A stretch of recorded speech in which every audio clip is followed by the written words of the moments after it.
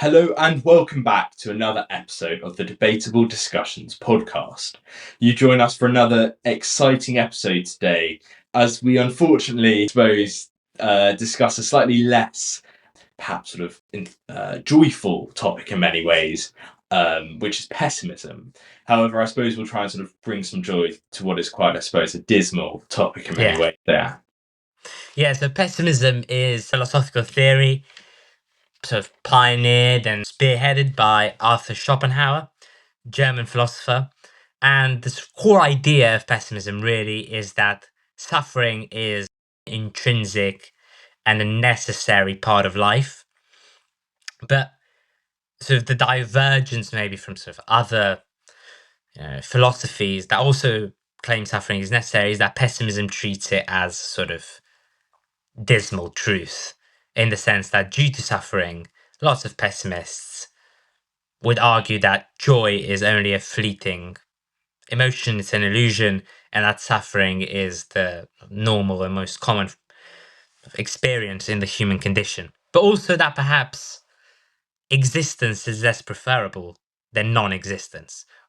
So we've said quite a lot there, but could you just sort of explain to our listeners a bit more what pessimism is, John? Yes, so as you described there, Diane, pessimism is, I suppose, more than just thinking negatively. It's somewhat a way of life which is shaped around this idea of focusing upon negative outcomes in every sense. It's viewing suffering as the typical state of human existence. And that joy, sort of as you mentioned there, these fleeting moments that take us away from suffering. So I suppose it sort of embodies us in always expecting the worst, always expecting to suffer. It's, as I said at the start, it's a slightly dismal philosophy, sort of associated with philosophers of this absurd or existentialists like Schopenhauer, but also people like Nietzsche, philosophers like Friedrich Nietzsche, another German philosopher, who focuses on this idea of suffering being unavoidable, and that we should embrace the struggle and almost the pain from life. One of his moralities is called slave morality, which I think shows how he views us as almost, well, in that case, accepting slavish moral values as humans. But he's got a rather pessimistic view of life. It's totally orientated around negatives. Yeah. It's obviously, yeah. Yeah, I think also another philosopher we definitely need to mention is a Romanian philosopher this time, Cioran, very famous, and who wrote a book called The Trouble with Being Born. And in this book, The Trouble with Being Born, he says, and I quote, "It's not worth the bother of killing yourself since you always kill yourself too late. Only optimists commit suicide. Optimists who no longer succeed at being optimists. The others have no reason to live. Why would they have any to die?" So I think from these two quotes, John, we can definitely get the sort of gist of pessimism. This is sort of hardcore pessimist philosopher. But how do you interpret this sort of fascination with suffering that maybe some of these people have? Well, I think it sort of almost links to mental health in that I mean, I try not to be pessimistic because it is simply just a bit depressing.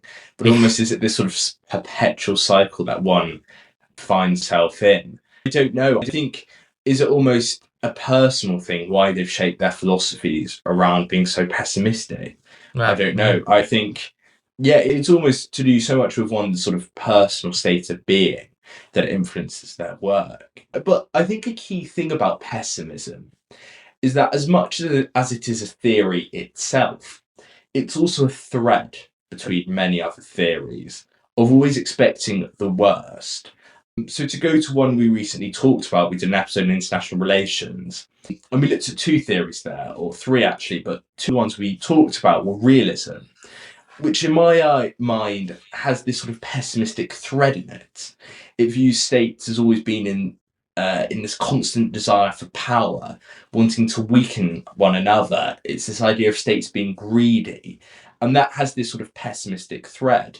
Whereas constructivism, on the other hand, is got this sort of optimistic characteristic. It's about states building relationships with one each other, working through intergovernmental organizations. So I think as much as pessimism philosophy in itself, it's a thread which sort of finds and weaves its way through so many other fields. What do you think, Dan?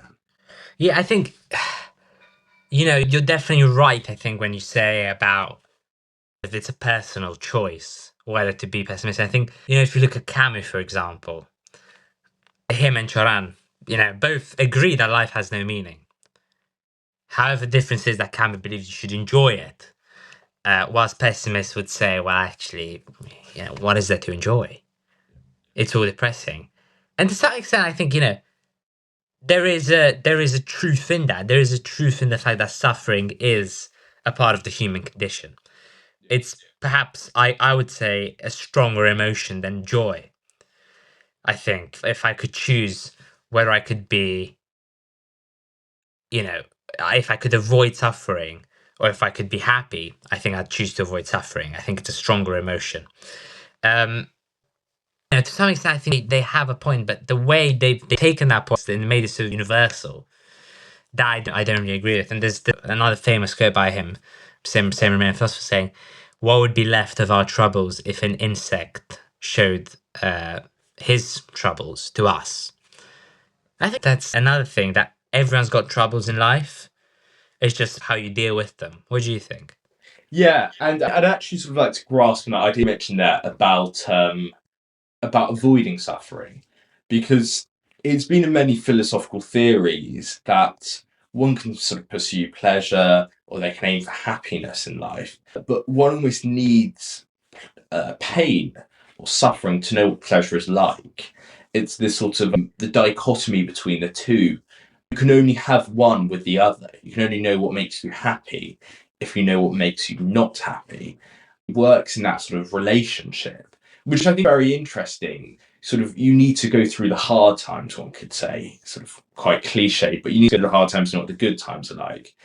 We're doing A levels at the moment for our listeners, and it's, we've sort of had over the past 2 years sort of a plethora of tests, and you revise for those little tests. We've still got the big ones to go, but you revise for the small tests. But when you get an exam result which you like, that's the sort of the pleasure which perhaps snaps you out of that pessimistic mindset, because you almost need to know what the suffering is like to know what the pleasure's like. Yeah, It's also a comparison with Karl Popper, famous British philosopher, sort of articulated negative utilitarianism. And negative utilitarianism is based around trying to avoid suffering, not trying to pursue pleasure. And it's similar to what you said there, Dan. It's about the avoidance of suffering he viewed as more valuable than the pursuit of pleasure. Now, we'll go back to pessimism, but I should caveat this with saying that Popper's negative utilitarianism is not a sound ethical theory, because if you try to avoid pain to such an extent, it sort of ends up in mass suicide, because you're trying to sort of, yeah, get rid of everything and to avoid the most amount of pain, perhaps it moves to yes. non-existence. But I suppose that's a pessimistic note, down to go back to pessimism. Yeah. I think also something I think is worth exploring is whether we would say that life is, on the whole, a joyful journey with breaks of sadness, or a sad journey with breaks of happiness. I think that is the distinction between sort of people who would consider themselves to be pessimists and people who wouldn't consider themselves to be pessimists. A pessimist would say, yeah, most of life is awful, but then there are some breaks that they call illusions. There are some breaks of joy. I think most people, myself included, would say, it's usually quite an all right journey with some breaks of sadness. What do you think about that? Yeah, I totally agree. I definitely think life is a joyful journey with odd breaks of sadness. I Yeah, think, I'm 18 years old. I can't remember all the 18 years that I've been alive, but of what I can remember, in just intuitively remember my past, the past few years very joyfully. And perhaps we focus almost on the good moments and ways. I don't know. Yeah, I think just intuitively, I think I'm more of an optimistic person in many ways, but I think perhaps that's why that I focus on. I view life as being a joyful journey I've had over the past few years. And sure, yeah, there have been breaks of sadness, but I think it's a majority thing. I think do you have more joy or do you have more pain? And I think definitely there's been more joy. But it's a personal thing, though. And I think that's perhaps goes back to why some of these philosophers have articulated theories with pessimism in, because perhaps it's how you view your own life. I can't speak for everyone in saying that in that life is a joyful journey with breaks of sadness, because I suppose it only represents my life. It doesn't Yeah. represent, and my sort of short life, I suppose, in many ways so far, not everyone else's life.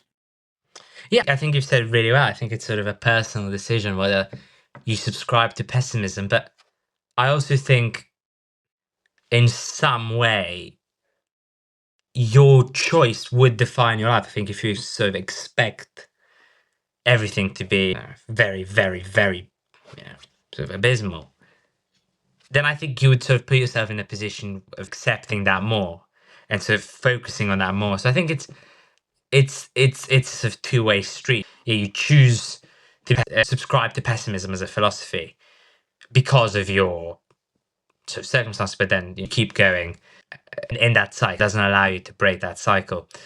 Another thing that I find quite interesting about pessimism really is that the characters we have mainly in pessimism Yeah. do have some sort of universal.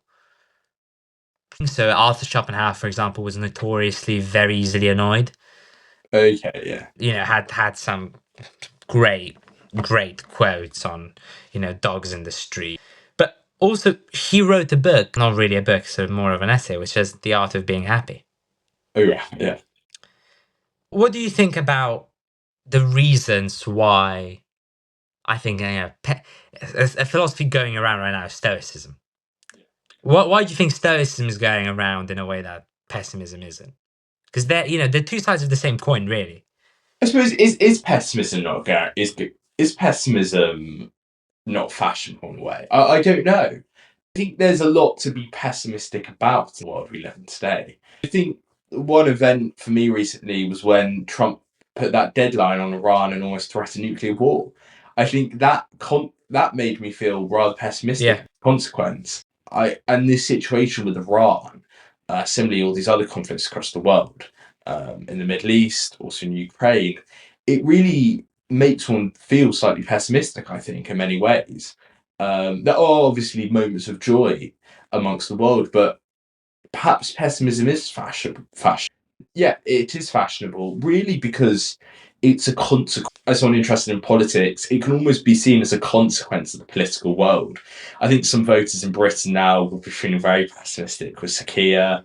You've got Trump acting crazy. I mean, Trump is basically out of control in the Middle East. Yeah, so pessimism, I think, is definitely a consequence of what is happening in the world. yeah. Yeah. I think also Arthur Schopenhauer said this as well.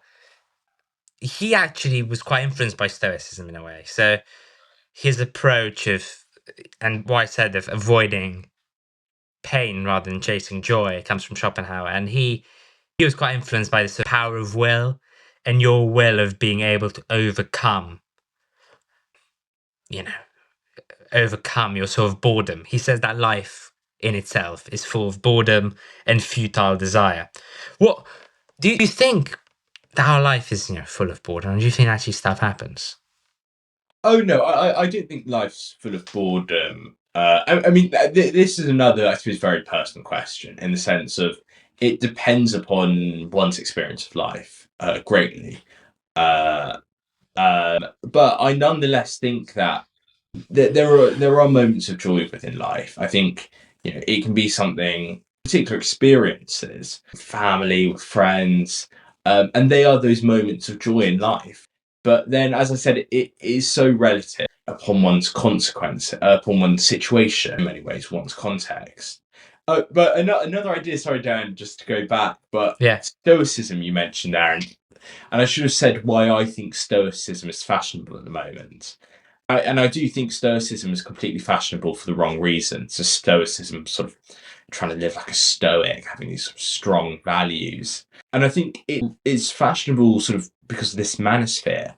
We've done an episode on it recently. So yeah, after you listen to this, do listen to it. But Stoicism has become this way of being almost sort of bizarrely the perfect man, etc. So I find Stoicism a ridiculous sort of philosophy at the moment, just because it's used by the manosphere to create this sort of male, overly sort of, I suppose, negatively masculine agenda. But I mean, but it's good philosophy, I suppose, in many ways. It's just sort of how it's been used by Yeah, certain influences. Yeah. I agree with you here. I think Stoicism is probably the most misinterpreted philosophy out there. Right. Because a lot Okay. of people say, "Yeah, I'm a Stoic, so I don't show any emotions." But actually, that's not what emotion was. Stoicism is about. So if you read Marcus Aurelius, one of the most famous Stoics, Roman emperor, it's not about being a stone and not feeling anything, but it's about knowing what you can change, knowing what you can control, and for things that aren't in your control, to not worry about them because there's nothing you can. But the things in your control, yeah, if someone close to you suffering, yeah, you can suffer with them. But it's about not leaving yourself be sort of trapped in that cycle. It's about getting up and sort of getting going. But I think this is a very good sort of whistle stop tour of pessimism we've done. If our listeners are interested in more, I'd sort of recommend some Schopenhauer. He's got some very funny quotes, very cynical, a bit of borderline, but one of my favorites one for him are there are two kinds of people in the world. Avoid both of them. I think And, we should. and Yeah. actually, before you read any Schopenhauer to the listeners, do also look at some of our past episodes on philosophy. We've done so many, from even our first episode we were discussing, Diane, was on philosophy. So do take a listen to all of those. Well, I mean, we were actually having a difficult time finding a philosophical theory we haven't discussed. So take a listen as well. Yeah, and the last one from Schopenhauer is, let me just find a very good one. Where this came about talking about himself when asked why he refuses to go out. He said a high degree of intellect tends to make a man unsocial. So, Yeah, read with with that, caution. Read with caution. I'd say definitely an interesting individual to analyze, but I would be wary of falling into the trap of finding every single event in life a sort of calamity. I suppose with that, we'll finish the episode. Do like, subscribe, comment, rate us 5 stars. Anything like that would be much appreciated. See you We'll next see you time. soon.